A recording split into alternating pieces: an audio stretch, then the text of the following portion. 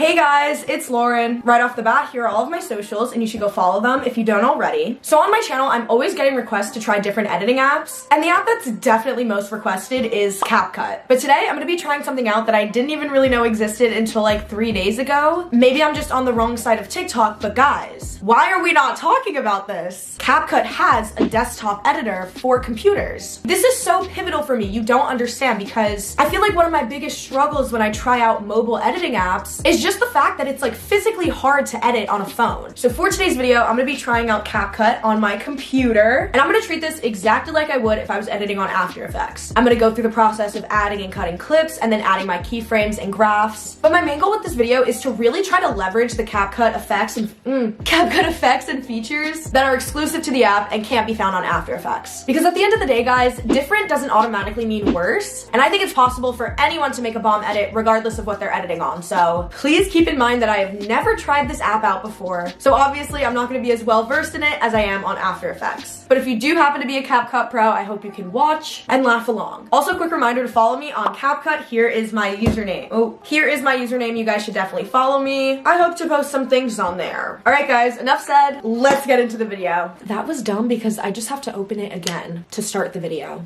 All right, guys, this is what we're working with right now. Don't mind this picture. I was just testing some things out earlier. I do not know who that man is. But here is the CAPCUT desktop editor, and it's kind of giving Final Cut Pro if you guys have ever used that. That's what I use to edit the very video you're watching right now. So there's basic, which is like manipulating position, scale, and then 2D rotation. You can change the opacity, and then there's cutout, which because I am a CAPCUT Pro member, thank you CAPCUT, I can use. And I have not turned this on, but let's see. Whoa, wait. Oh, that ate. That's really good. This I haven't checked out. I guess these are other masks. Okay. But yeah, there's this whole other sector for animation, which at first I was like, I don't want to use any presets. Like, I kind of want to do all my own keyframing. But like high key, a lot of these are really cool. Like, oh wait, you guys don't even know the audio. Prima Donna Girl, Marina and the Diamonds. The part that goes, would you do anything for me? Buy a big diamond ring. That part. And I'm editing Jungkook, as you can tell. But yeah, like, look, that was really good. There's also AI effects, which like, guys, I'm sorry, let me try this out real quick. I'll do random. Beautiful face, fantasy girl, kneeling, crying, long, unkept. I'm interested in seeing what that is. Oh. I'm just not sure it fits the theme of my edit right now, so I'm gonna undo, but cute. Okay, then there's a whole other world here. There's text, audio, stickers, effects. Wait, guys, there's so much option, I'm overwhelmed. Whoa, they have a whole category dedicated to butterflies? 2019 Lauren would especially be eating that up. Then there's transitions, movement glitch, distortion, slide, split, mask. Like, I feel like I could utilize something realistically in every single one of these categories, but we're gonna need to narrow it down. Ooh, there's a cube. Damn, CAPCUT really has been on their Zoom lately because wow. Okay, so let's craft out the vision for my edit. So first I want to add some motion tile to this. That'd probably be in effects. Split? Yeah, here we go. 9 screens. What I need to do first, make the composition ratio 4:3, pre-comp, add 9 screens, and then we'll go back to 1:1. Period. I ate that up. Can you enter a compound clip? I'll undo the compound. I forgot to add my text because I want to add my watermark by Lauren, of course. Are there text effects? Ooh, wait, no, I want the pink text, and I'm pro, so I can do it. Okay, my beat hits right here. I'll remember that because I'm gonna do a mid-graph. Why not? Keyframe scale 0%. Put that here, and then let's see if I can figure this out. Highlight, right click. No, right click. Show keyframe animation. There we go. Okay, and then the tiny little grass there. Wait, this is cute. It's like a wee pop-up. Okay, do I easy ease them here then, or do I just click graph? Okay, so this is a value graph. I know how to manipulate this, or you can kink it in different ways. Free curve, auto curve. What's the difference? I forgot to do mid graphs with value. I always do it with speed. This? There we go, yay! Wait, and I'll do some overshoot, and then I'll push them a little bit further apart, like 3 frames. Okay, create compound clip, 9 screens. Okay, I'm actually gonna scale it out, and then I wanna do position panning, so I'll like drag it here, and then towards the end, over here.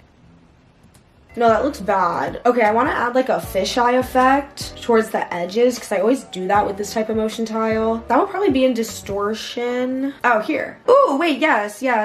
Absolutely. I like the chromatic aberration though. Nice touch. Wait, these position keyframes are weird.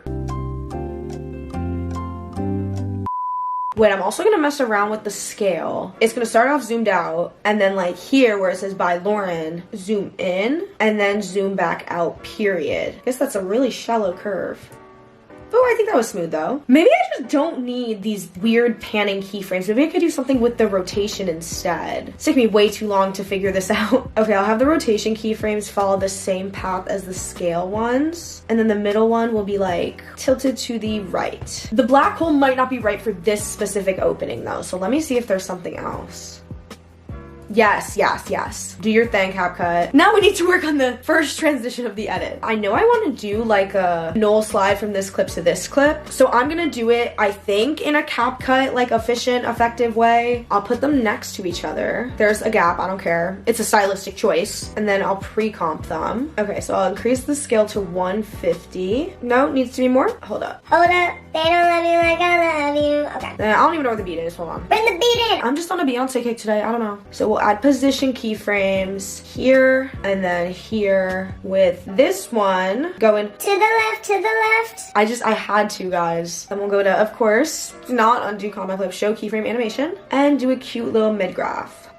Okay, that's nice. I'm back. I had to take some time off just to work on the edit on my own time and become more comfortable with like CapCut effects, techniques, how things are structured on the timeline, because some things have been really tripping me up, but I think I got the hang of it. I added a lot more stuff, so here's what the edit is looking like right now, and low-key, like, why did I pop off? I kept going back in and like readjusting the keyframes and graphs for this first part, and I think I got it like actually on beat this time. But more importantly than that, I was exploring the effects, and guys, this is some dope stuff. Like, I used this star transition between these two clips and it's really smooth. You guys can tell I've really been going crazy with the effects, but I'll explain what I have. So cinema adds the borders to the intro. Play pendulum is like wiggle, so it kind of just like shakes everything. Then I have this effect rainbow sparkle, which literally looks like a coloring. Like, this is it with the rainbow sparkle, keep that in mind, without.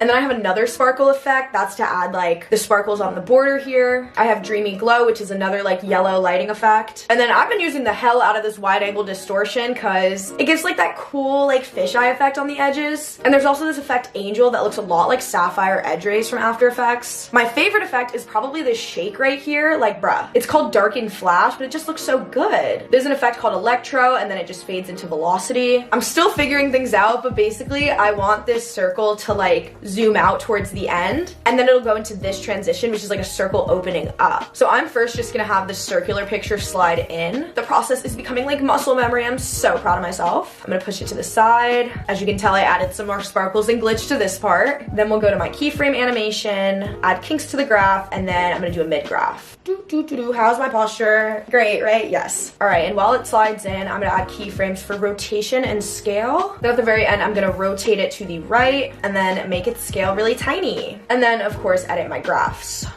Wait, now, not a mid graph. I'm just so used to mid graphs. It is just an out graph.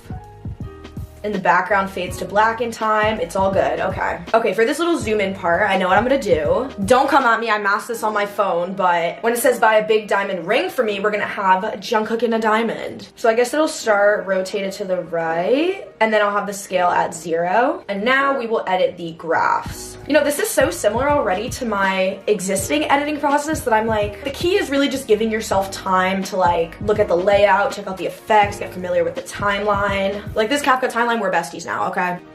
Ooh, that looks cool. Okay, we're gonna add our 9 tiles, scale up, and then it's sliding down, so this should start up. Position keyframe there, and then we'll go to our keyframe animation, not the X, the Y. That keeps tripping me up, because like on After Effects, you have to manually separate the dimensions of X and Y for position, but here they're already separate, which I honestly think is very convenient, because there are a lot of times where I am having to separate the dimensions, and I'm like, why don't they just come pre-separated? I think when it says ring, I'm gonna manipulate the position, scale, and rotation of the diamond so that it lands on his hand. Yeah, I'm gonna use scale to zoom this clip forward because like his hand needs to be bigger in the center of the screen for this to work.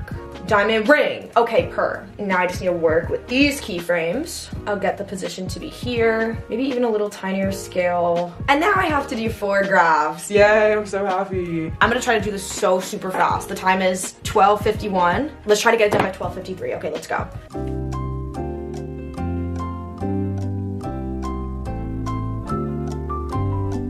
Period, done. It's 12:52, like, That is actually, wait, what did I eat? Okay. What I did forget to add is like my extra panning keyframes to my velocity, but I also want to add like a flicker effect. I would think it would be in light effect, but you never know. Maybe sunset?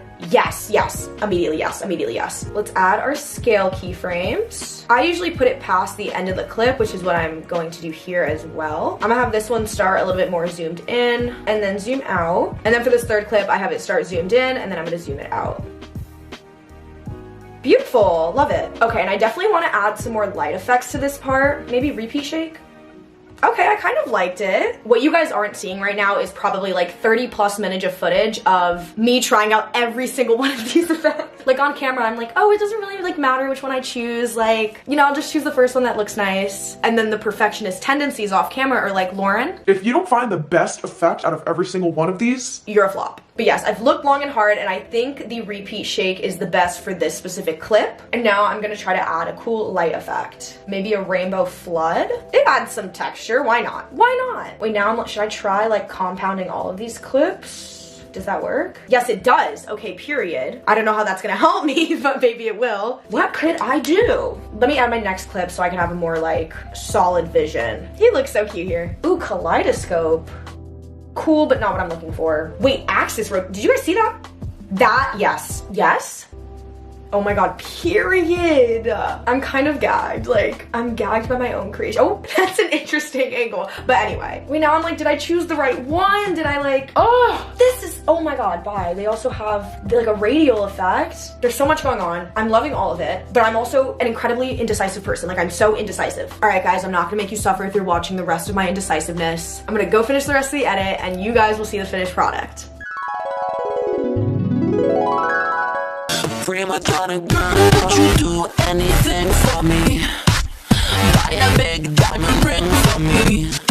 Would you get down? All right, what do we think, guys? Did I do a good job using CapCut Desktop for the first time? Comment down below what you think. I genuinely had so much fun using CapCut today. Like, there are so many different features and effects that are already on the app and that are being added on a weekly basis. So, I don't know, it's just cool to see the app progress and develop. And also, so many people use CapCut now, and I can see why. It's really simple and straight to the point, but it also allows you to have a lot of creative freedom in terms of how you set up your timeline and how you utilize effects. So yeah, if you haven't already, I really recommend trying out the CapCut Desktop app because personally for me, it brought a whole new experience to CapCut editing. All right, I hope you guys have a great day or night wherever you are, and bye.